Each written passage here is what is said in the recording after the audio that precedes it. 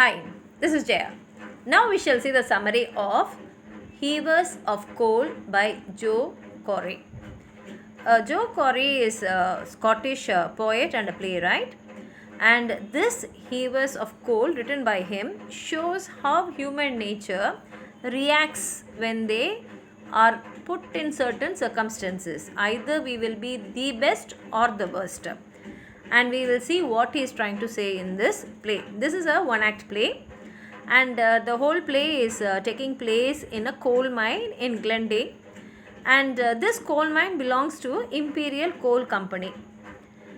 The characters whom we meet are all miners, and here we find Dick, who is a middle-aged miner, and he, along with another 15-year-old young miner called Billy, they come to have their meal. And Billy tells Dick how he is missing his mother and also the scones which she prepares, and his father is very sick, so he is now the only person who has to earn money to run his family.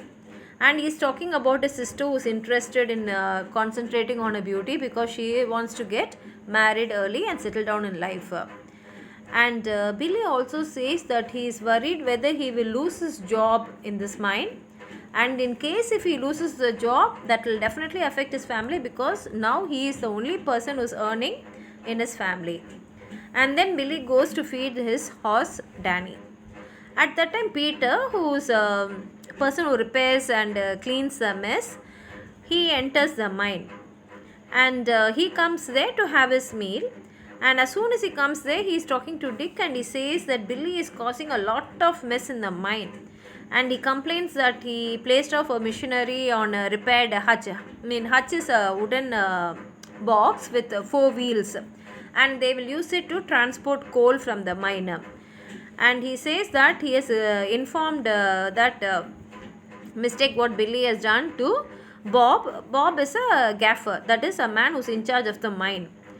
And Dick is a very good hearted man. He says, no, see, Billy is a very small boy and he is only earning for the full family, and if he loses his job, his family will suffer. So he says, don't complain to Bob, you give him some other reason for the mess. And he says, please, we have to help Billy, he is a small boy. And they keep arguing.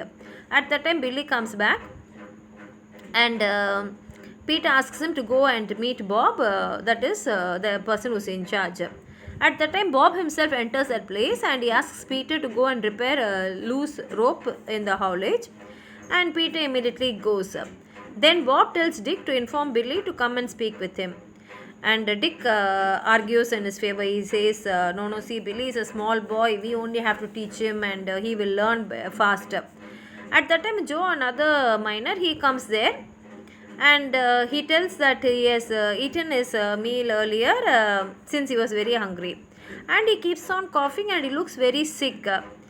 But Dick finds out that he is telling lies, and he has not brought his meal, and that is why he is staying without his meals. And he sees Peter has brought some bread, and so he takes Peter's bread and gives it to him. Joe first refuses, but he is really hungry, so he takes the bread and he eats. After he has eaten the bread, Peter comes there, and he searches for his bread, and he finds the bread missing, and he fights with Dick. And Dick tells him, no, I saw the bread there, I think the rats would have come and they would have ate them.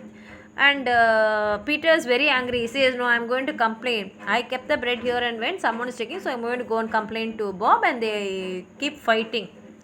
And when they are fighting, what happens is the coal mine just crashes down, and all the 5 members, that is Dick, Billy, Joe, Peter and Bob, they all get trapped inside, and a big stone comes and stops their way. Now what happens is these 5 members, they try to somehow survive and they try to escape, but they find that there is no way at all outside. They are fully trapped. Like this, they are staying there for 5 days. Nothing is left. All the food, everything is gone, and just a few drops of water is left, and that is all. If they feel thirsty, they can quench their thirst. That's all. No food, nothing. For 5 days they are inside. And Dick takes full in charge in his hands, and even that water what he has, he shares among themselves equally. He gives just a few drops of water when they are really thirsty. And Peter, he blames Bob. He's saying, you are the gaffer, you should have kept all the place proper. Only because of your carelessness now we are stuck like this and we are going to die.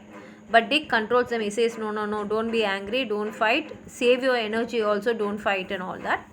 And now Peter and Bob, they completely change. They think how greedy they have been in the past and how they have fought with each other for small, small petty things.